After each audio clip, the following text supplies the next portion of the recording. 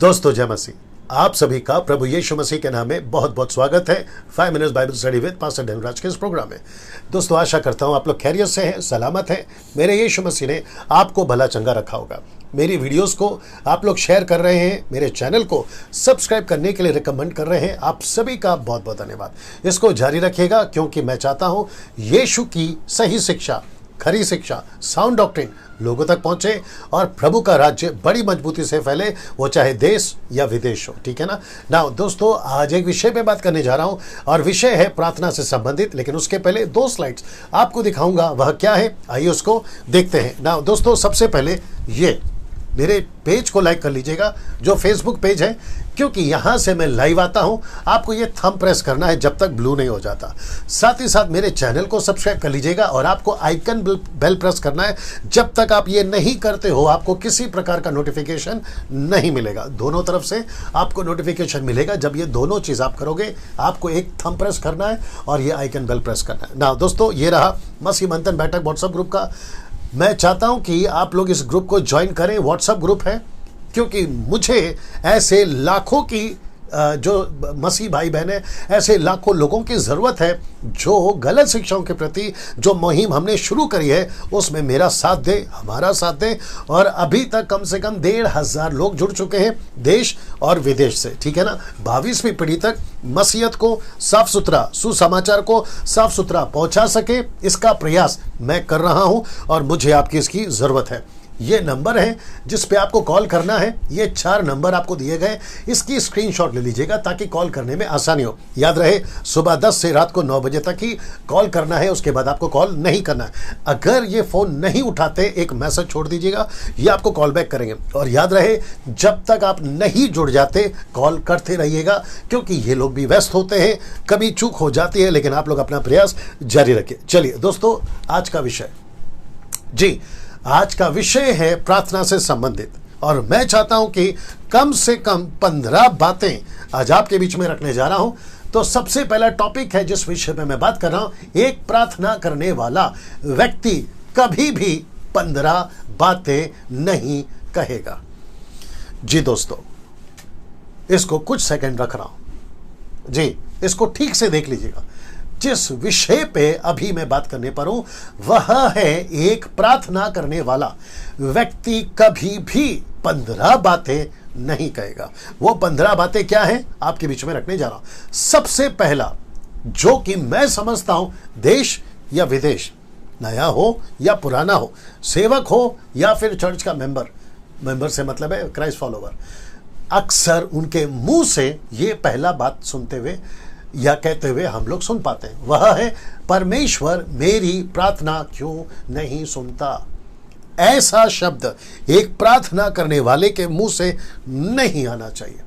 इसकी वजह क्या है और क्यों नहीं आना चाहिए, बिल्कुल आखिरी में बताऊंगा। वापस कहता हूं कि सबसे पहला पॉइंट यह है, अक्सर पुरुष हो या स्त्री हो, यूथ हो या बुजुर्ग हो, बच्चा हो या कोई भी हो, अक्सर ये कहते रहते हैं परमेश्वर मेरी प्रार्थना क्यों नहीं सुनता। और उसकी शिकायत मुझे भी आती है, उसकी शिकायत लोकल पास्टर को भी आती है, लोकल लीडर को भी आती है। और अक्सर प्रार्थना करते वक्त परमेश्वर को भी पूछ बैठते हैं, परमेश्वर तू मेरी प्रार्थना का उत्तर क्यों नहीं देता या मेरी प्रार्थना को क्यों नहीं सुनता। तो मैं चाहता हूं कि एक प्रार्थना करने वाले के मुंह से कभी भी ये शब्द नहीं निकलने चाहिए। दूसरा, मेरा मन नहीं लग रहा। किसी में भी, वो चाहे प्रार्थना हो, बाइबल हो, चर्च जाना हो, जब प्रार्थना का उत्तर नहीं मिलता है, प्रार्थना करने वाला व्यक्ति के मुंह से यह शब्द नहीं निकलना चाहिए कि मेरा मन नहीं लग रहा। याद रहे, आपको ये 2 शब्द, अभी तक 15 है लेकिन 2 बता चुका हूं, नहीं निकलना चाहिए। ये रहा तीसरा, मैं अपनी समस्या किसको बताऊं। जब प्रार्थना का उत्तर नहीं मिलता है और जब विश्वासी प्रार्थना नहीं कर पाता है, मन नहीं करता है, तो उसके मन में यह तीसरा प्रश्न उठता है कि मेरी समस्या मैं किसको बताऊं। तो याद रहे, एक प्रार्थना करने वाला अपनी समस्या किसी को नहीं बताता, वो अपनी समस्या सिर्फ परमेश्वर को बताता है। यह आपको याद रहे। यह रहा चौथा, मुझे कोई नहीं समझता। ये चौथा है दोस्तों। अक्सर प्रार्थना करने वाला एक तरफ प्रार्थना कर रहा होता है और दूसरी तरफ कह रहा होता है कि मुझे कोई नहीं समझता, ना मेरा पास्टर समझता है, ना मेरा चर्च का लीडर समझता है, ना मेरे घर के लोग समझते हैं, ना मेरे दोस्त समझते हैं, XYZ। इसका मतलब है कि ऐसा व्यक्ति, जिसको मैंने अभी कहा कि प्रार्थना करने वाला व्यक्ति, कभी भी ये 4 चीजें अभी तक आपके बीच में रख चुका हूं। पहला है, परमेश्वर मेरी प्रार्थना क्यों नहीं सुनता, मेरा मन नहीं लग रहा, अपनी समस्याओं किसको बताऊं, मुझे कोई नहीं समझता। ऐसे व्यक्ति जो प्रार्थना में है, उसके मुंह से ये बातें नहीं निकलनी चाहिए। 5वां, मुझे डर लग रहा है। अक्सर कहते हैं मुझे क्या लग रहा है, डर लग रहा है। एक व्यक्ति अगर प्रार्थना में बैठा है, प्रार्थना पूर्वक है, प्रार्थना का जीवन है, तो उसके मुंह से ये शब्द क्यों निकल रहा है? जी, आपके मुंह से ये शब्द नहीं निकलना चाहिए कि मुझे डर लग रहा है। 6वां, कहते हैं पता नहीं होगा कि नहीं, पता नहीं होगा कि नहीं होगा। मतलब प्रार्थना करने वाला व्यक्ति अक्सर कहता है कि पता नहीं होगा कि नहीं होगा। जी, अभी लाइन ठीक आ गया। प्रार्थना करने वाला व्यक्ति अक्सर कहता हुआ पाया जाएगा कि पता नहीं प्रार्थना का उत्तर मिलेगा कि नहीं मिलेगा, मेरा काम होगा कि नहीं होगा। ये ऐसा है, तो पता नहीं होगा कि नहीं होगा। आप लोग शायद समझ गए होंगे। ये रहा 7वां, जो कि कहता है और कितनी प्रार्थना करो। अक्सर सुना गया, और कितनी प्रार्थना करो। 1 महीने से प्रार्थना कर रहा हूं, 1 साल से प्रार्थना कर रहा हूं, 3 साल से प्रार्थना कर रहा हूं, 15 साल से प्रार्थना कर रहा हूं, बच्चे नहीं हो रहे, नौकरी नहीं मिल रही, बिजनेस नहीं चल रहा, XYZ। ये भी आपके मुंह से नहीं निकलना चाहिए। इन सब का उत्तर बिल्कुल आखिरी में दूंगा कि क्यों, ठीक है ना। ये रहा 8वां, क्या परमेश्वर मुझे भूल गया? ये भी मुंह से सुनते हुए, लोगों को कहते हुए मैंने अपने कानों से सुना है। और लोग अक्सर कहते हैं कि क्या परमेश्वर मुझे भूल गया, मतलब परमेश्वर ने मुझे त्याग दिया है, परमेश्वर मुझे भूल चुका है, और जिसके चलते लगता है परमेश्वर अभी मेरी प्रार्थना नहीं सुनता, तो परमेश्वर मुझे भूल गया। ऐसा आपके मुंह से कभी नहीं निकलना चाहिए। 9वां, मुझ में कोई कमी तो नहीं है, मतलब मेरी गलती के चलते मुझ में कोई कमी तो नहीं है। कमी का मतलब है, शायद हो सकता है कि उसको सफेद कपड़े पहनकर प्रार्थना करना है, 40 दिन फास्टिंग में जाना है, XYZ, या फिर उसने कुछ ऐसा काम कर दिया जिसके चलते उसको लगता है कि मुझ में कोई कमी है, मेरी पवित्रता में कोई कमी है, मेरी धार्मिकता में कोई कमी है। याद रहे, आपकी धार्मिकता और आपकी पवित्रता कभी भी परमेश्वर को काम नहीं आएगी। यीशु की धार्मिकता में आप धर्मी हैं, यीशु की पवित्रता में आप पवित्र है, उसके चलते ही हम धर्मी और पवित्र ठहरते हैं। तो आपके मुंह से ये शब्द नहीं निकलना चाहिए कि मुझ में कोई कमी है जिसके चलते परमेश्वर मेरी प्रार्थना को उत्तर नहीं दे रहा। तो इसको ध्यान रखिएगा। 10वां, मैं प्रार्थना कर करके थक गया हूं। मैं प्रार्थना कर करके थक गया हूं। ये भी लोगों के मुंह से सुन चुका हूं, और वो प्रार्थना करना बंद कर देते हैं क्योंकि वो थक चुके हैं। सुबह नहीं उठ पाते, रात को नहीं उठ पाते, या फिर उनके जीवन का जो प्रार्थना का जो क्या कहते हैं टाइम टेबल था, उससे वो थक चुके हैं क्योंकि प्रार्थना को उत्तर नहीं मिल रहा है। तो ये जो शब्द है थक चुके हैं, इसको भी ध्यान में रखिए। ये रहा 11वां, मेरी प्रार्थना में सामर्थ्य नहीं है, इसी के वजह से शायद जो है मेरी प्रार्थना प्रभु नहीं सुन रहा। तो मुझे क्या करना होगा?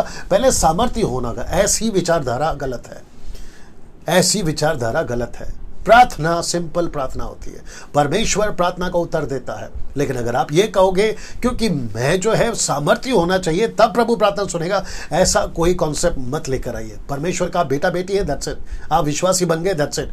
परमेश्वर कोई ज़्यादा पावरफुल है उसकी प्रार्थना सुनता है, कोई कम पावरफुल है उसकी प्रार्थना नहीं सुनता, ऐसा कोई वचन नहीं है।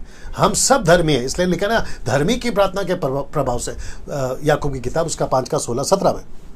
तो इसका मतलब है कि हम सब धर्मी हैं, हम सब सामर्थ्य हैं, हम सब प्रभु के संतान हैं। तो ये विचार आपके दिमाग से आप निकाल दीजिएगा। ये रहा 12वां, क्या मेरी खुद की प्रार्थना काफ़ी नहीं है? क्या मेरी खुद की प्रार्थना काफ़ी नहीं है? इसका मतलब है मुझे क्या दूसरों को भी प्रार्थना निवेदन देना है? ये गलत है, नहीं देना। आपकी खुद की प्रार्थना काफ़ी है। मैं रिपीट कर दूं, आपकी खुद की प्रार्थना काफ़ी है, आपको दूसरों को प्रार्थना निवेदन देने की ज़रूरत नहीं है। बीइंग अ क्राइस्ट ऑफ, यीशु को फॉलो करने के बाद बीइंग अ क्राइस्ट चाइल्ड, आपको दूसरों को प्रार्थना निवेदन नहीं देना। ये याद रखिएगा, ये बहुत पावरफुल पॉइंट है, क्योंकि अक्सर देखा गया है जब प्रार्थना पूरी नहीं होती तो वो प्रार्थना निवेदन बांटना शुरू करते हैं, जो कि सरासर गलत है। विश्वासियों को खुद प्रार्थना करनी है, अपना रिलेशनशिप खुद बिल्डअप करना। मैं उसके खिलाफ नहीं हूँ, लेकिन आदत बना ली। दरअसल क्या हो गया है, प्रार्थना निवेदन बांटने की आदत बना ली, जो कि सरासर गलत है। 13, जो कि परमेश्वर कहता है परमेश्वर मुझसे प्यार नहीं करता। कुछ लोग कहते हैं परमेश्वर मुझसे प्यार नहीं करता, उसी के वजह से मेरी प्रार्थना का उत्तर मुझे नहीं मिल रहा है। तो ऐसा कोई भी कॉन्सेप्ट आपके दिमाग में मत रखो।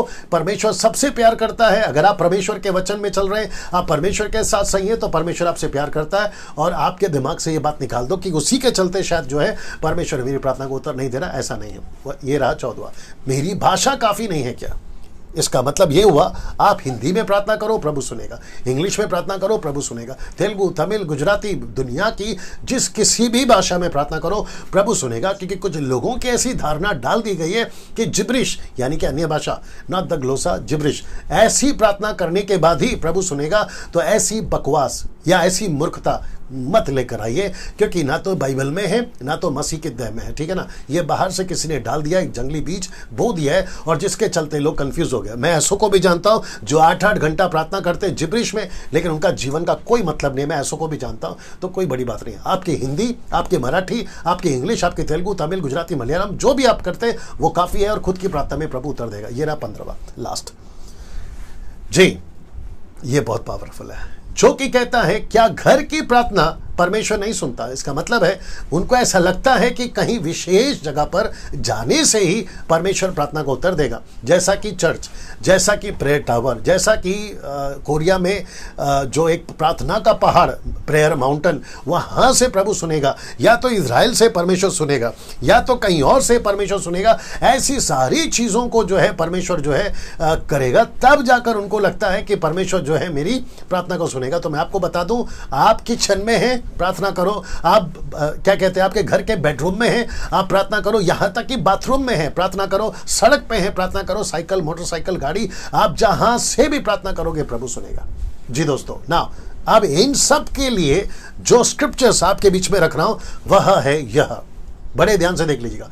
मरकुस 11:24, मार्क चैप्टर 11 वर्स 24 लिखता है, इसीलिए मैं तुमसे कहता हूं, कौन कह रहा है? यीशु कह रहा है कि जो कुछ तुम प्रार्थना करके मांगो, ये देख लीजिए, हाईलाइट कर दिया है, जो कुछ तुम प्रार्थना करके मांगो तो प्रतीति कर लो कि तुम्हें मिल गया और तुम्हारे लिए हो जाएगा। तो आपको प्रार्थना करना है, फिर विश्वास करना है, यानी कि प्रतीत करना है, बिलीव करना है कि वो तुम्हें मिल गया। फिर सेकंड कहता है वो हो जाएगा। एक है मिल गया, दूसरा है फ्यूचर, हो जाएगा। ये देख लीजिए, तुम्हारे लिए हो जाएगा। एक है प्रेजेंट, दूसरा है फ्यूचर। आपको जैसा ठीक लगता है लेके चलिए, लेकिन विश्वास कर लो, प्रतीति कर लो, आपके लिए वो हो चुका है, आपके लिए वो हो चुका है ना। दोस्तों, ये वचन देखिए जो से जिसको कहते हैं क्रॉस रेफरेंस, ये है याकूब 1:6 से 8 तक में। पर विश्वास से मांगे, तो प्रार्थना का कॉन्टेक्स्ट है प्रार्थना का, विश्वास से मांगे, कुछ भी संदेह ना करे, किसी प्रकार का कोई संदेह ना करे, क्योंकि संदेह करने वाला समंदर की लहर के समान है जो हवा से बहती और उछलती है। ऐसा मनुष्य ये ना समझे कि मुझे प्रभु से कुछ मिलेगा। क्यों? क्योंकि विश्वास से नहीं मांग रहा, उसका विश्वास भटक चुका है। फिर ये कहता है वह व्यक्ति दुचिता है। दुचिता का मतलब है जितने 15 पॉइंट्स रखे थे ना, ये सब का कनेक्शन इससे है, और अपनी सारी बातों में चंचल है। मतलब अगर वो शक कर रहा है, अगर उसका मन नहीं लग रहा, अगर वो डर चुका है, अगर वो थक गया, जितने 15 पॉइंट्स बताए थे ना, वो सारे के सारे आप अगर कर रहे हैं तो आप एक दुचिता व्यक्ति हैं। दुचिता का मतलब है डबल माइंडेड।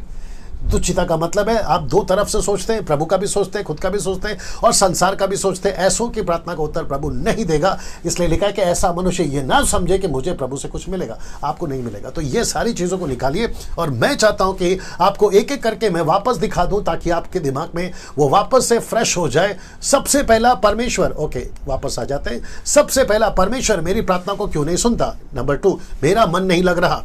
तीसरा, मैं अपनी समस्या किसको बताऊं। चौथा, मुझे कोई नहीं समझता, मुझे डर लग रहा है। पांचवा, पता नहीं होगा कि नहीं होगा। छठवां, सातवां, कितनी प्रार्थना करो और कितनी प्रार्थना करो। आठवां, क्या परमेश्वर मुझे भूल गया है। नौवां, मुझ में कोई कमी तो नहीं है, मतलब मेरे जीवन में कोई कमी तो नहीं है, उसको बता चुका हूं। 10वां, मैं प्रार्थना कर करके थक गया हूं। फिर कहता है 11वां, मेरी प्रार्थना में सामर्थ्य नहीं है, इसलिए शायद प्रभु नहीं सुन रहा। 12वां, क्या मेरी खुद की प्रार्थना काफी नहीं है, मतलब क्या काफी है। दूसरों को प्रार्थना निवेदन बांटना, दूसरों को देना, ऐसा मत करिए, खुद की प्रार्थना काफी है। परमेश्वर मुझसे प्यार नहीं करता, इसलिए शायद मेरी प्रार्थना को उत्तर नहीं मिल रहा, ये भी विचारधारा है। मेरी भाषा काफी नहीं है, तो मैंने बता दिया ऐसी कोई भाषा नहीं करना जिसको आजकल सिखाया जाता है। आपकी खुद की प्रार्थना भाषा काफी है प्रार्थना के लिए। ये रहा आखिरी 15वां, क्या घर की प्रार्थना परमेश्वर नहीं सुनता है। तो इसका मतलब है परमेश्वर यहां पर कहना चाह रहा है दोस्तों, परमेश्वर यहां पर कहना चाह रहा है आप जहां से भी प्रार्थना करो प्रभु सुनता है। आशा करता हूं कि ये वीडियो, ये पॉइंट्स, 15 पॉइंट्स आपको बहुत कुछ सिखाया है। जी दोस्तों, कैसा लगा प्लीज कमेंट्स बॉक्स में बताएं, दूसरों को शेयर करें, मेरे चैनल को सब्सक्राइब करने के लिए कहें। और मैं चाहता हूं कि इसी तरीके से मैं वीडियो बनाता रहूंगा और आप सभी को प्रभु के राज्य में मजबूत करने का प्रयास करता रहूंगा। इसको याद रखिएगा, परमेश्वर कहाँ गया, आ गया, हाँ ये वाला, इसको याद रखिएगा दोस्तों, ठीक है ना। अगली वीडियो के साथ फिर मुलाकात होगी, तब तक के लिए अपना ख्याल रखिएगा। जय मसीह।